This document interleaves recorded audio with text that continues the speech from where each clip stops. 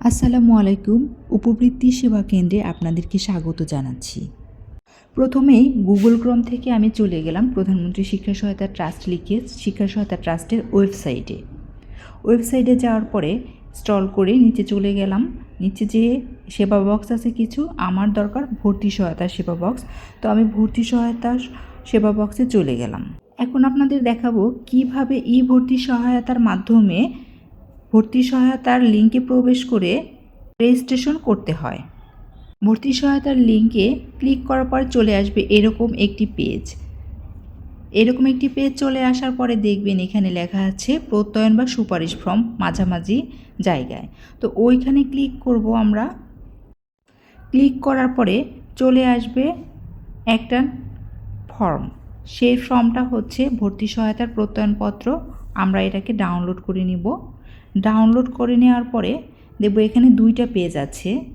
দুইটা পেজের মধ্যে এই যে প্রথম পেজটা, এইটা হচ্ছে শিক্ষা প্রতিষ্ঠান থেকে প্রত্যয়নপত্রটা নিতে হবে। এই পেজটা প্রত্যেকটা শিক্ষার্থীর জন্য জরুরি।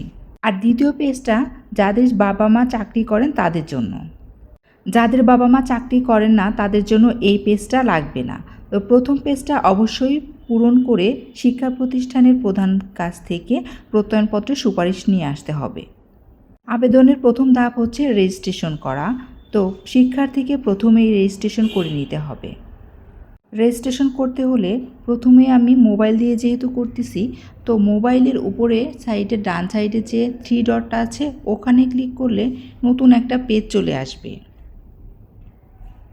আর বর্তমান পেজে কিন্তু দেয়া আছে কোন কোন কাগজপত্র আপনাদের লাগবে।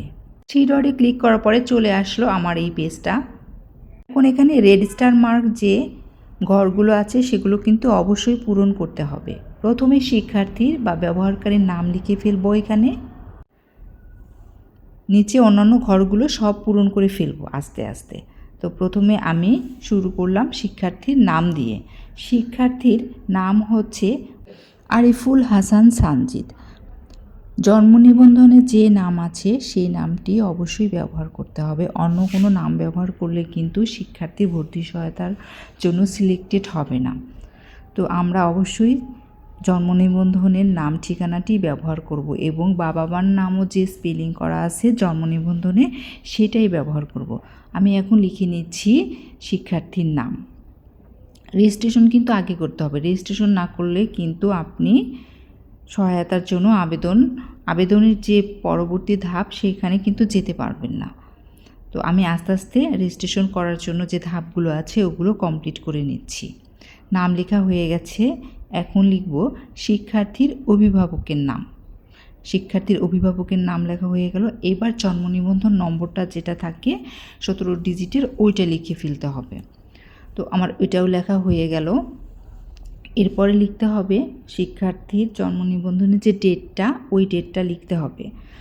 জন্ম নিবন্ধনের যে তারিখটা আছে ওইটাই কিন্তু ব্যবহার করতে হবে। ভুলভাল তারিখ ব্যবহার করলে কিন্তু নেবে না।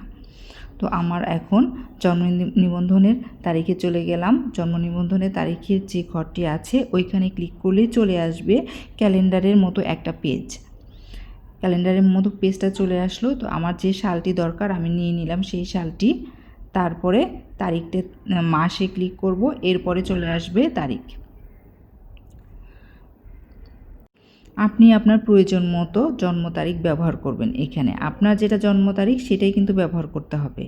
তারপরে জন্ম তারিখ ব্যবহার হয়ে যাওয়ার পরে এখানে স্থায়ী ঠিকানা আছে। স্থায়ী ঠিকানাগুলো বিভাগ, জেলা, তারপরে কারো যদি পৌরসভা থাকে পৌরসভা ব্যবহার করবে, না হলে উপজেলা, সিটি কর্পোরেশন যার যেটা আছে সেটা সে ওখানে ক্লিক করলে স্টেপ বাই স্টেপ আসবে। তো আমি এখানে ব্যবহার করে ফেললাম।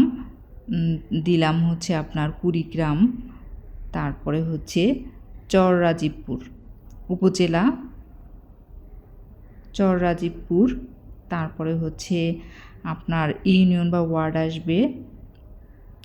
ইউনিয়ন বা ওয়ার্ডের পরে চলে আসছি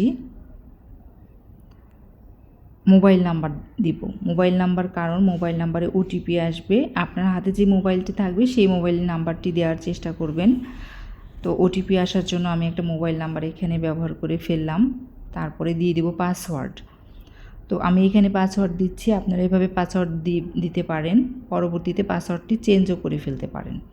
তারপরে আমি পাসওয়ার্ড দেওয়ার পরে আবার আরেকটা ঘর আছে নিশ্চিতকরণ বাটনে আমি আবার আগের পাসওয়ার্ডটি দিলাম, দেওয়ার পরে আই অ্যাম নট রোবট যেটা আছে ওইখানে ক্লিক করলাম, করার পরে নিবন্ধন বাটনে ক্লিক করলে চলে যাবে ওটিপি আপনার মোবাইলে।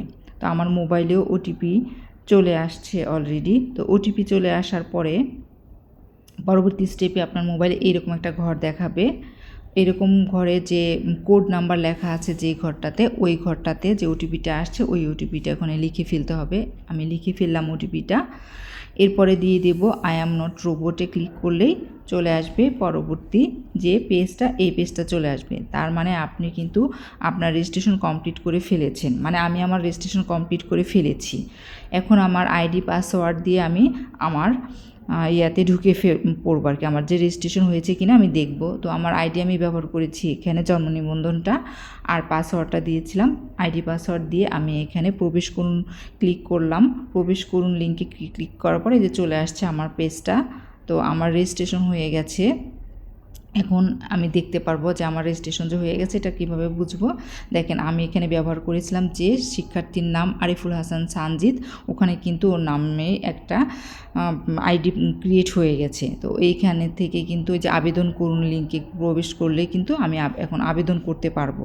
তো এখন আমি আপনাদের দেখাচ্ছি, প্রথম স্টেপটা দেখিয়ে দিচ্ছি। আবেদন করুন লিঙ্কে প্রবেশ করার পর এই শিক্ষার্থীর জিনিসপত্র চাচ্ছে, মানে কিছু ডকুমেন্ট, শিক্ষার্থীর ছবি, শিক্ষার্থীর স্বাক্ষর, শিক্ষার্থীর জন্ম নিবন্ধন, তারপরে হচ্ছে অভিভাবকের জাতীয় পরিচয়পত্র, এইসব ডকুমেন্ট আছে।